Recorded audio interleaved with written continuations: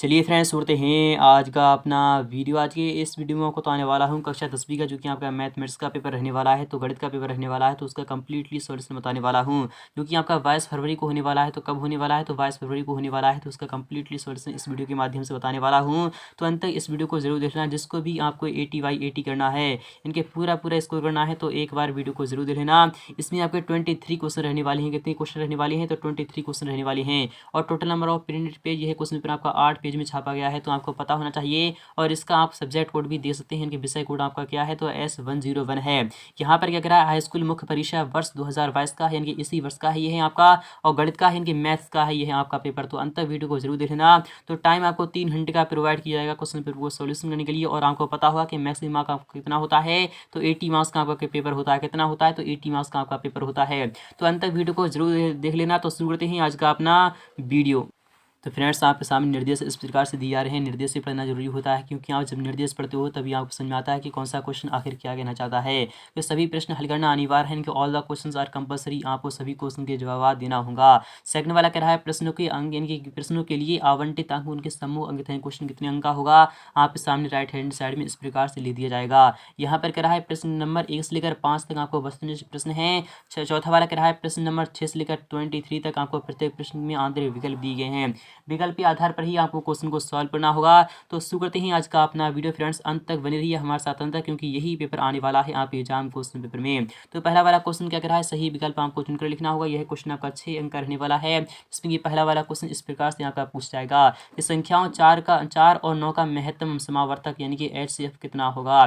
तो जब हम 4 का भाज्य गुणनखंड करते हैं तो आपका कितना आता है? 2 गुणा 2 आता है। क्या होता है? 2 गुणा 2 इंटू आपका क्या होता है? 1 होता है। और जब हम 9 का करते हैं तो कितना आता है? 3 गुणा 3 इंटू 1 आता है। तो इसमें जो HCF होता है वह आपका कॉमन होता है। तो जो कॉमन होता है यहाँ पर 1 आ रहा है, इसलिए जो HCF हो जाएगा वह कितना हो जाएगा? तो वह भी आपका 1 ही हो जाएगा। क्या हो जाएगा? 1 हो जाएगा। यहाँ पर LCM की बातें तो 9 चौक 36 हो जाता है। यहाँ पर ऑप्शन नंबर सी सही हो जाता। यहाँ पर सेकंड वाले की बात करें, यदि किसी द्विघात बहुपद AS² प्लस का VS प्लस C के शून्य अल्फा और बीटा हैं, तो अल्फा प्लस बीटा का मान क्या होगा? तो हम जानते हैं अल्फा प्लस बीटा का जो मान होता है माइनस का B/A होता है। ऑप्शन नंबर आपका सी वाला बिल्कुल ही राइट हो जाएगा। थर्ड वाले की बात नहीं, यहाँ पर कह रहा है रैखिक समीकरण युग्म A1S plus B1Y plus C1 equal to 0 तथा A2S plus B2Y plus C2 equal to 0 के कोई हल ना होने की प्राप्त यानी कि कोई हल ना होने की शर्त क्या है? तो कोई हल ना होने की शर्त ये वाली है, यानी कि A1/A2 इक्वल टू आपका B1/B2 है, does not is equal to C1/C2 है। यही जो शर्त होती है इसमें कोई भी हल नहीं होता है। और A1/A2 does not is equal to B1/B2 जो होता है उसमें अद्वितीय हल होता है, और इसमें आपका अपरिमित रूप से अनेक हल होते हैं। इस टाइप से आप यहाँ पर सॉल्यूशन कर लीजिएगा। यहाँ पर चौथे वाले की बात नहीं, यह कह रहा है कि AP आपके सामने इस प्रकार से है, इनके 4, 2, 0, -2 है, तो इसमें सारवंत्र कितना होगा? जब 2 में से 4 जाएगा तो आपका कितना बचेगा? तो -2 बचेगा। ऑप्शन नंबर आपका बी वाला आ जाएगा।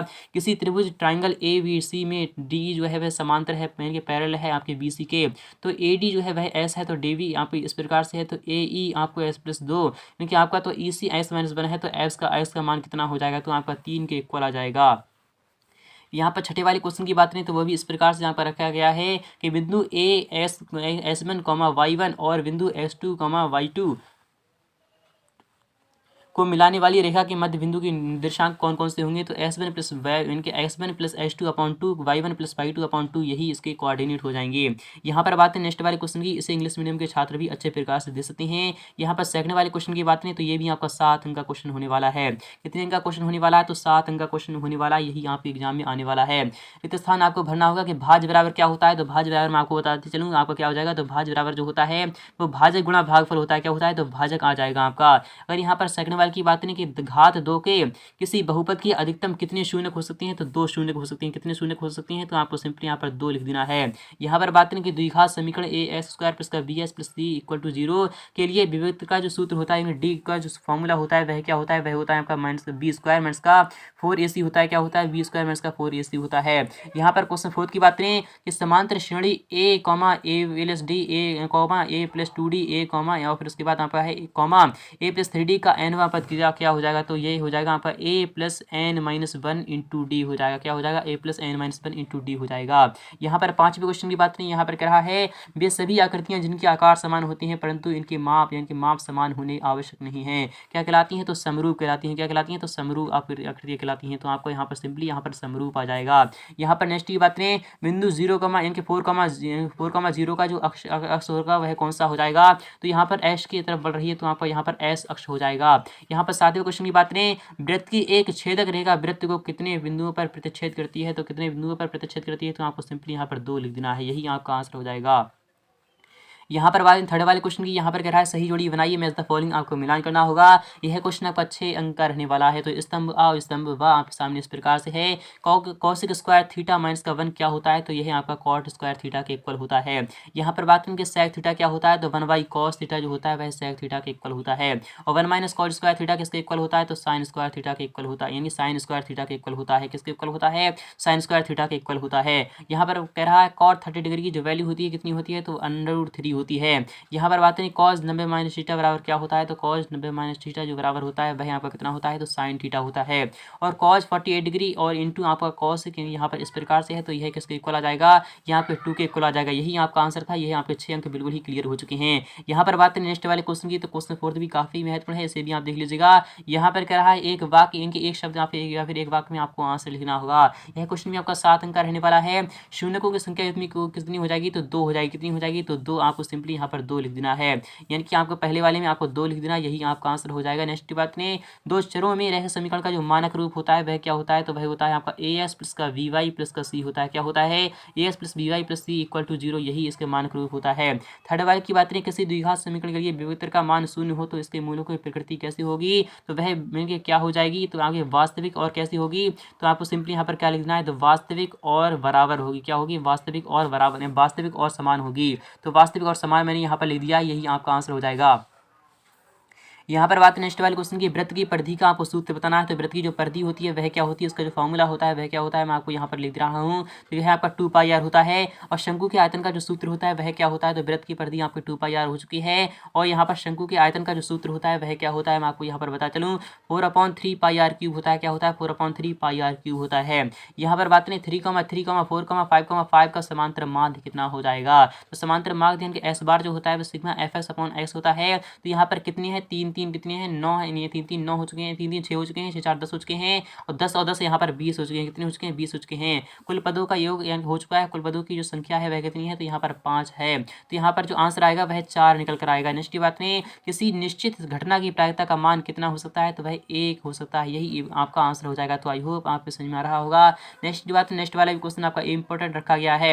यहाँ पर 5वां क्वेश्चन इस प्रकार से पूछा जाएगा। यहाँ पर कह रहा है सत्य सत्य बताना है आपको। यह आपका ट्रू फॉल्स का यह क्वेश्चन आपका 6 अंक रहने वाला है। दो धनात्मक पूर्णांक a और b के लिए रहने वाली ऐसी अद्वितीय पूर्ण संख्याएं q और r विद्यमान है। एक का आपका bq प्लस r है जो कि आपका क्या है, तो यहाँ पर इस प्रकार से है, तो यह सत्य है, आपका यह बिल्कुल ही सत्य हो जाएगा। नेक्स्ट बात है, यहाँ पे कह रहा है वृत्त का जो क्षेत्रफल होता है क्या वह 2πr² होता है, तो नहीं, वह क्या होता है, तो वह होता है πr² होता है। क्या होता है, πr² होता है। नेक्स्ट बात करें, गोली का जो संपूर्ण पृष्ठ क्षेत्रफल क्या वह 2πr² होता है, तो नहीं, वह आपका क्या होता है, तो 4πr² होता है। आपको ये भी पता होना चाहिए, इसलिए यह भी क्या हो जाएगा, यह भी आपका असत्य हो जाएगा। यहाँ पर बात करें माध्यिक बराबर क्या होता है, बहुलक मध्य के संबंध इस प्रकार से हैं। दो माध्यिक इक्वल आपका होता है बहुलक प्लस 3 माध्यिक है। यह सत्य है या फिर असत्य है, तो मैं आपको यहाँ पर बता चलूँ, यहाँ पर बिल्कुल ही यह क्या हो जाएगा, बिल्कुल ही करेक्ट हो जाएगा। नेक्स्ट बात करें, यहाँ पर किसी वृत्त की इनके अनंत स्पर्श रेखाएं हो सकती हैं, यह भी आपका बिल्कुल ही सत्य हो जाएगा। नेक्स्ट बात है कि यदि किसी घटना की प्रायिकता p है तो इनकी वह 0 से इक्वल, आपका यह भी बिल्कुल ही सत्य हो जाएगा। तो आई होप ये भी आपको समझ में आ चुका होगा। नेक्स्ट बात नहीं, क्वेश्चन शेष भी काफी महत्वपूर्ण है, ये भी आपको देखना है और समझना होगा। एक मिठाई विक्रेता के पास 420 काजू की बर्फियां और 130 बादाम की बर्फियां हैं। वह इनकी ऐसी ढेरियां बनाना चाहता है कि प्रत्येक ढेरी में बर्फियों की संख्या समान रहे तथा ये ढेरियां बर्फी की परात में इनके परात में न्यूनतम स्थान घेरे। इस यानी कि इसके लिए प्रत्येक ढेरी में कितनी बर्फियाँ रखी जाती हैं, तो आपको यहाँ पर बता दूँ 420 और यहाँ पर कितना है 420 का आपको क्या करना है, आपको 420 और यहाँ पर 130 का आपको क्या करना है, ऐसे फाइंड कर देना है। क्या लिखना है, ऐसे फाइंड कर देना है, तो वही आपका आंसर हो जाएगा। नेक्स्ट बात में यहाँ पर ग्राफ दर्शाना है, आपको यहाँ पर दर्शाना है प्रत्येक धनात्मक संपूर्णांक 2q प्लस यानी 2q का रूपा होता है और धनात्मक विषम पूर्णांक आपका 2q प्लस 1 का रूपा होता है, जहाँ q एक पूर्णांक है। आपको इसका सॉल्यूशन कर नेक्स्ट पार्ट में मिल जाएगा। 7वां क्वेश्चन है द्विघात बहुपद a स्क्वायर प्लस का 5s प्लस का c की आपको यानी क्या करना है, शून्य निकालना है। तो आपके सामने PS जो है वह कितना है, तो s स्क्वायर प्लस का 5s है प्लस का 5s है प्लस का आपका कितना है 106 है। इक्वल में आपको 0 लिख देना है, क्योंकि जब हम शून्य निकालते हैं तो आपको यही आपको स्टेप अपनाना होता है। तो यहाँ पर क्या हो जाएगा, इसे हम 3s प्लस का 2s में हम इसे तोड़ सकते हैं। प्लस का 6 इक्वल में आपका 0 चल रहा है, तो आपका क्या बनेगा, s प्लस 3 बनेगा एक तो आपका, और एक जो बन जाएगा आपका यहाँ पर कितना बन जाएगा, एक बन जाएगा आपका x प्लस 2 बन जाएगा। इक्वल में आपका 0 चल रहा है, तो आपका एक जो शून्य का आएगा वह आपका माइनस का 2 आ जाएगा और एक आ जाएगा माइनस का 3। यही आपका आंसर रहने वाला है। तो आई होप आपको समझ में आ रहा होगा। नेक्स्ट बात क्वेश्चन नंबर अथवा वाला भी देख लीजिएगा, यह भी आपका काफी महत्वपूर्ण यहाँ पर कर रहा है। द्विघात बहुपद आपको ज्ञात करना है जिसके शून्यकों का योगफल है, यानी अल्फा प्लस बीटा आपको कितना दिया जा रहा है, वही आपको 5 दिया जा रहा है, और यानी कि अल्फा इंटू बीटा जो है वह आपका 2 दिया जा रहा है। तो हम जानते हैं जो इनकी जो बहुपद होता है एस स्क्वायर माइनस का अल्फा प्लस बीटा होता है। क्या होता है, अल्फा प्लस बीटा इंटू में एस होता है, प्लस में आपका अल्फा इंटू बीटा होता है। क्या होता है, अल्फा प्लस बीटा यानी कि एस स्क्वायर, उसके बाद यानी कि अल्फा प्लस बीटा है एक्स है, तो आपका 5 हो जाएगा और प्लस में आपका क्या हो जाएगा, तो 2 हो जाएगा। तो यही आपका आंसर था। नेक्स्ट बात में यहाँ पर करा एपी के प्रथम 4 पद आपको फाइंड करना होगा, तो नेक्स्ट पार्ट में इसका भी सॉल्यूशन मैं आपको प्रोवाइड करा दूंगा। तो इस टाइप से आप यहाँ पर समझ सकते हो कि कितना महत्वपूर्ण आपका यह पेपर रहने वाला है। तो आप यहाँ पर देख लीजिएगा 8वां क्वेश्चन है कि एपी के प्रथम 4 पद आपको लिखना होंगे। तो आपका पहला वाला पद तो आपका यही है यानी कि 5 है, और जो दूसरा पद होता है a प्लस डी होता है, a प्लस डी होता है यानी 5 में से जो आपका 5 जाएगा तो आपका कितना बचेगा, तो यह आपका 0 बचेगा। और तीसरी की अगर बात नहीं है आपका माइनस का 5 बचेगा, और चौथी की अगर बात नहीं यहाँ पर कितना बचेगा, तो माइनस का 10 बचेगा। तो यही आपके प्रथम 4 पद हो जाएंगे। तो आई होप आपको समझ में आ रहा होगा, क्योंकि पहला पद जो होता है वह a होता है, दूसरा पद जो होता है a प्लस डी होता है, और तीसरा पद जो होता है वह a प्लस 2d होता है, और चौथा पद जो होता है a प्लस 3d होता है। इस टाइप से मैंने सभी को सोल्यूशन कर दिया है। आपको नेक्स्ट पार्ट में इसका सॉल्यूशन मैं आपको कॉपी पेन पर बता दूंगा। तो इस टाइप से आप यहाँ पर समझ सकते हो। 9वां क्वेश्चन भी इस प्रकार से है। तो आई होप आपको समझ में आ रहा होगा। नेक्स्ट पार्ट का वेट कीजिएगा, नेक्स्ट पार्ट में इसका सॉल्यूशन मैं आपको प्रोवाइड कराने वाला हूँ। तो मिलते हैं नेक्स्ट पार्ट में फुल्ली सॉल्यूशन। तब तक के लिए